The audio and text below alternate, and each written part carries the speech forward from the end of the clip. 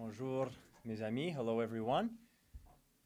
As you know, we face many difficult challenges in New Brunswick. I'll get that for you, John.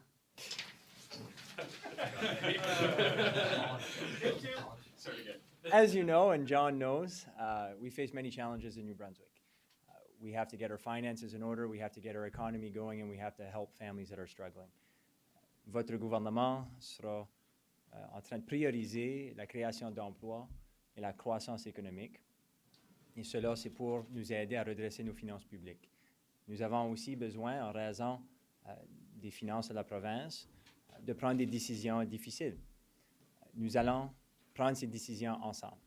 It's important for us to know that if we're going to get our finances in order, we must create jobs and grow the economy. It's one of the best ways for us to get the revenues that we need as a province to be able to give families the support that they need, to give communities the support that they need, and to ensure our finances are in order. But we also have to make difficult decisions. We have to ask ourselves what is working for us, what is not working, what should we be investing in, what should we be investing more in, what should we not be investing in. So we have a big year ahead of us, an important conversation with New Brunswickers, and we've made it very clear that we want to have this conversation because we need the ideas and suggestions of everyone in New Brunswick in order to get our finances in order. Nous avons besoin de l'aide des gens du Nouveau-Brunswick si nous sommes pour redresser nos finances publiques. Now, if we're going to work together, we very much recognize that we're all in this together. We need to lead by example as well. And that's why our government is committed to having a conversation with New Brunswickers about how we're going to get our finances in order, but also we're committed to leading by example. Effective April 1st, our cabinet and myself will be taking a 10% and 15% pay cut, respectively, on the portion of our salaries that are paid for being a minister or premier. This will continue to be in effect until the books of the province are balanced. Effectif le 1er avril, nous allons, le cabinet et moi-même, prendre des coupures salariales de 10% et 15% respectivement sur les portions que nous sommes payés pour être des ministres ou bien premiers ministres. Cela sera en effet jusqu'à ce que le budget de la province du Nouveau-Brunswick soit équilibré. I want to thank Cabinet for their leadership regarding this matter. It's obviously not easy to take a pay cut, but they understand that we face serious challenges and we have to make serious decisions with the help of all New Brunswickers. And in order to do that, they recognize that they have to play a role as well. Je veux remercier les membres du cabinet pour leur leadership. Ils reconnaissent qu'il faut non seulement avoir une conversation et une discussion avec les gens du Nouveau-Brunswick sur comment on va redresser nos finances publiques, mais qu'eux aussi ont besoin de jouer un rôle et démontrer du leadership. Et je suis très fier du leadership qu'ils sont en train de démontrer avec cette décision. I also want to say that despite the fact that it would be effective April 1st, this is no joke. That was a joke, by the way, everybody. So I'm glad to take your questions. Vous voulez montrer l'exemple. Est-ce que vous voulez montrer, est-ce que c'est un exemple que vous voulez montrer aux employés de la fonction publique, par exemple, qui pourraient avoir à subir aussi une réduction de salaire? C'est un exemple qu'on veut démontrer à tous les Néo-Brunswickois et Néo-Brunswickoises. Comme vous le savez, la révision stratégique des programmes, c'est de quoi qu'on a débuté en janvier de cette année, et c'est quoi qui va continuer lors de plusieurs mois dans l'avenir. Ceci, c'est une conversation qu'il faut avoir pour décider où on va trouver les efficacités et les revenus qu'on a besoin pour redresser nos finances publiques. Nous l'avons mis très clair lorsqu'on a débuté le processus. Il n'y avait pas de parti pris, nous n'avons pas fait de décision. On veut avoir la discussion avec les gens du Nouveau-Brunswick pour voir c'est où l'argent devrait venir, que ce soit en efficacité ou en revenus, d'autres revenus qu'on pourrait trouver additionnels. Avec cela dit, tout le monde aura besoin de jouer un rôle. La fonction publique, les gens du Nouveau-Brunswick, des personnes qui ont des programmes, donc ils utilisent. On a tous besoin de trouver des façons d'être plus efficaces, trouver des façons d'avoir des revenus additionnels. Alors, cela va commencer avec nous, les politiciens, et bien sûr, on va avoir la conversation pour voir où on peut l'avoir dans d'autres parties de notre province et nos budgets.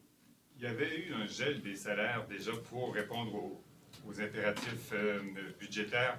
Est-ce que cette fois-ci, il pourrait y avoir un gel demandé lors des prochaines négociations des différents syndicats, un gel ou une diminution? C'est possible, tout est possible. On va laisser tout sur la table. Ce qui est important, c'est qu'on ait une conversation pour voir où on veut investir notre argent comme province. Nous avons une table de ressources et on a besoin de décider où on veut l'investir.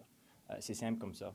Alors, la conversation que nous sommes en train d'avoir avec les gens du Nouveau-Brunswick, dans nos sessions, les personnes qui participent en ligne, les personnes qui viennent rencontrer les députés, c'est justement ça. C'est où qu'on devrait investir notre argent. C'est comment qu'on peut être plus efficace en délivrant les programmes qui sont importants pour les familles et les communautés. Alors, tout est sur la table.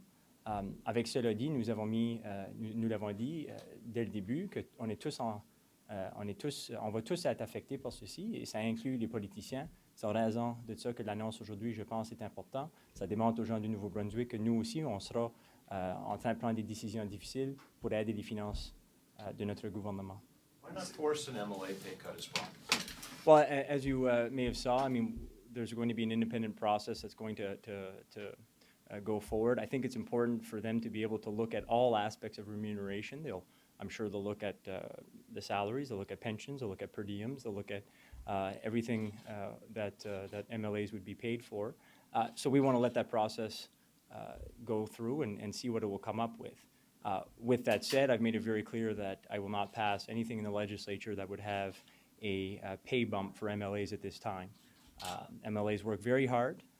People on our side of the legislature, people from all corners of the province and all political parties work very hard.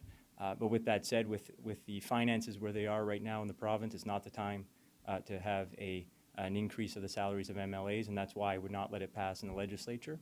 We'll certainly see what the recommendations regarding all of the other types of remuneration will be given this independent process.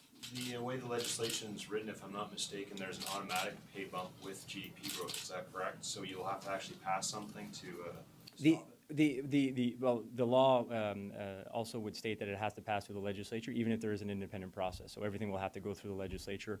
And at this time, I will not allow for an increase of MLA pays.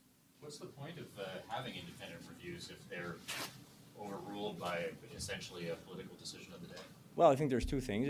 I wouldn't say that it's that type of decision. This is a decision about our finances. First off, I would say that it would be good for this independent process to say, look, this is how much we believe an MLA should be paid. But because of the fact that we are facing a financial challenges, that we would, because of the difficult choices we'll have to make together, take less of an increase or no increase at all. So I think that will at least send a message, and it's important for people to analyze what we probably should be paid, but at the same time, it's important for us to make sure that we're respecting the fact that we have serious financial challenges before us. Also, like I had said, there's different types of remuneration as well. There's pensions, there's per diems, stuff for committee work. So I do think it's important that they look at all of the things that are being paid to MLAs for the work that they're doing. So we'll certainly be open to some of the recommendations that the independent process may have. But when it comes to the salaries, not because MLAs don't work hard, but because of our financial situation, I would not accept a pay increase. So with all those other factors like per diems and so on, I mean, it's happened in the past where pay has been held or pension's been held, but something else goes up and it's not quite as obvious at times. So will you ensure that there's the total net compensation for members doesn't rise as a result of the entire package in the review?